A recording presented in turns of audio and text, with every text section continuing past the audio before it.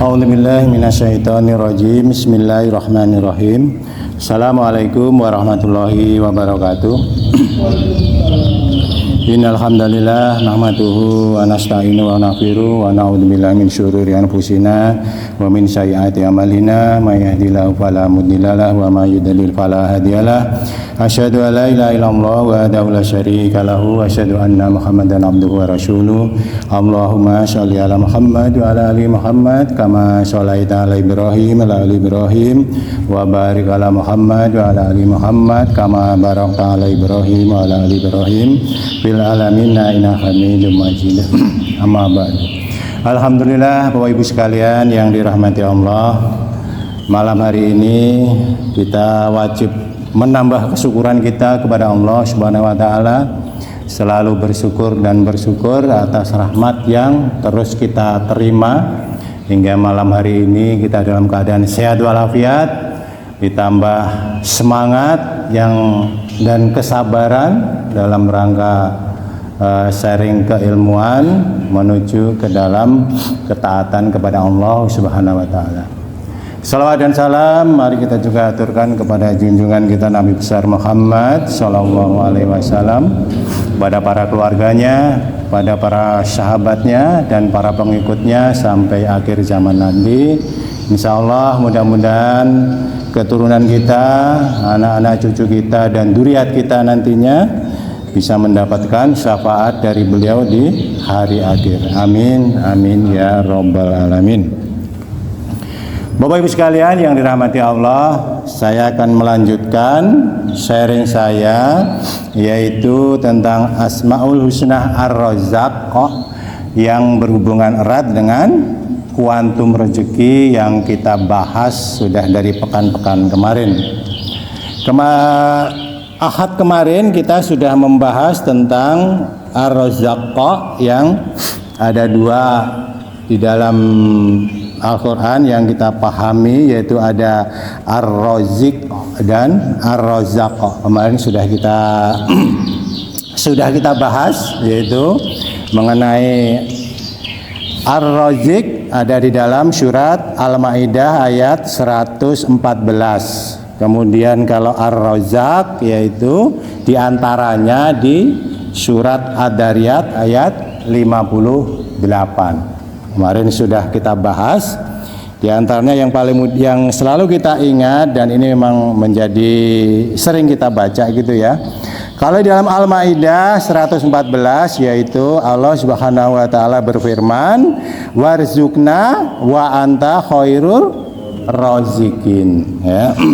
Ya Allah, karuniakanlah kepada kami rezeki dan Engkaulah sebaik-baik pemberi rezeki. Nah, ini Ar-Razik ya, salah satunya di dalam surat Al-Maidah 114. Kalau Ar-Razzaq itu salah satunya ada di dalam surat Ad-Dariyat ayat 58, yaitu Allah Subhanahu wa taala berfirman, "Innallaha huwar razzaqu dzul quwwatul matin." Ya. Bahwa Allah Subhanahu wa taala adalah pemilik kekuatan yang sangat kokoh ya.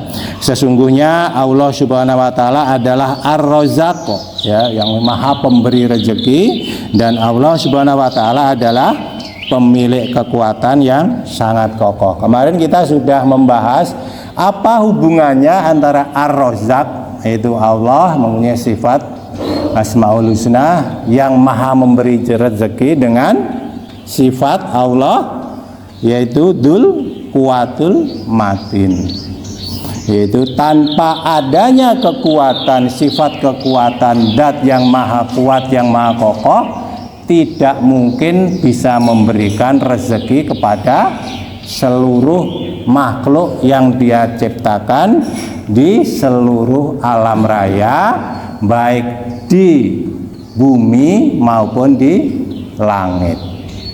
Makanya berhubungannya di hal tersebut. Nah, kita akan menambahkan para ulama membagi beberapa poin rezeki itu di dalam beberapa kelompok ya, di antaranya adalah dalam kelompok besar itu yaitu rezeki yang bersifat umum. Ini yang pertama. Yang kedua yaitu rezeki yang bersifat khusus. Jadi bagi perbedaannya.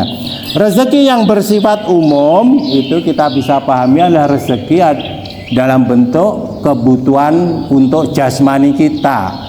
Umumnya kita pahami sebagai material ya, rezeki yang bersifat materi, yaitu harta benda, kekayaan, pangkat, derajat, dan lain sebagainya.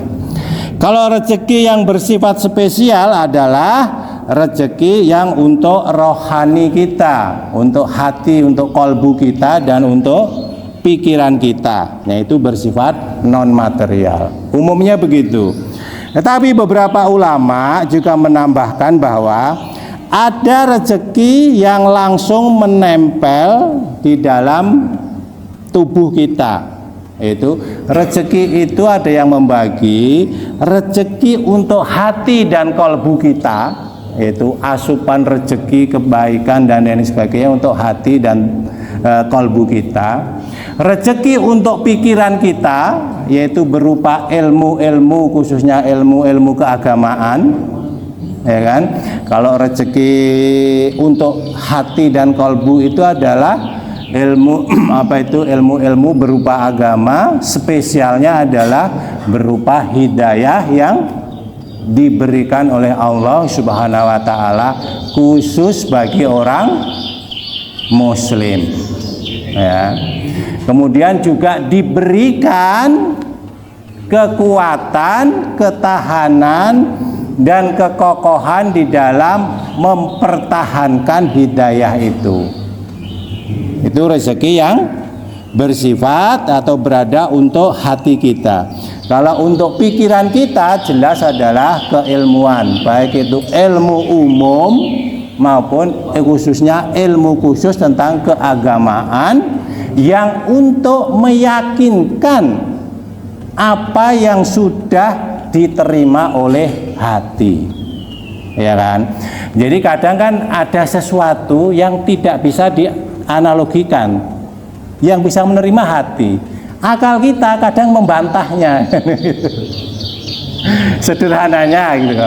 Kalau kita ngomong bicara dengan orang-orang kafir, ya, bicara dengan orang-orang yang tidak yakin terhadap adanya hari akhir, adanya surga dan neraka, mbok sampai dower mulutnya kan nggak bisa diterima, ya enggak? Tetapi kalau kita sudah mendapatkan ilmu, sudah mendapatkan rezeki ke hati kita berupa hidayah tadi, maka kita mudah banget ngomongnya. Bagaimana menganalogikan supaya itu akal kita bisa menerima bahwa sesuatu yang tidak bisa kita lihat, sesuatu yang tidak bisa kita pegang, itu buktinya adalah nyata ada. Maka kita ngomongnya adalah sebatas akal. Apa sesuatu yang tidak bisa kita lihat, tidak bisa kita pegang, pasti tidak ada? Kan tidak juga. Contohnya, misalnya udara. Apakah udara bisa kita pegang? Tidak bisa. Apakah bisa kita lihat warnanya merah, kuning, hijau? Enggak bisa. Tetapi akal kita menerima bahwa di sini ada udara, gitu. Iya enggak? Apakah suara bisa kita pegang? Enggak bisa. Yang bisa kita dengar bahwa itu ada suara. Akal kita bisa menerima. Nah, apakah surga neraka yang tidak bisa kita lihat, yang nanti saja yang kita lihat, itu dinyatakan tidak ada? Kan tidak bisa kita lihat, tidak bisa kita pegang, tidak bisa kita dengar? Kan tidak juga. Nah, itu level di akal. Memang ini suatu apa ya, istilahnya permainan akal. Kadang-kadang kalau di ilmu agama itu disebut apa? Ilmu mantik ya Ustaz ya. Ilmu mantik itu pinter-pinteran pinter-pinteran membolak-balikkan fakta di akal kita. ini bagi jamaah kita yang tidak terbiasa dengan ilmu mantik gitu ya, sebaiknya tidak berdebat dengan orang-orang yang salah satunya jil lah katakanlah gitu. Nanti akan riwah. Akan riwah, kagak nyambung. Karena pinter banget membolak-balikkan oh iya gitu. Kita akan bisa menjadi bingung sendiri. Sebaiknya itu dihindari, apalagi di sosmed banyak banget seperti itu. Nah, katakanlah rocky gerung. Sederhananya begini, saudara Pak. Ini contoh yang paling mudah kita ingat. Ustadz, kenapa Islam itu mengklaim dirinya sendiri bahwa kita itu yang nggak ikut Islam sudah masuk neraka? Apakah Allah nggak maha pengasih, nggak maha penyayang?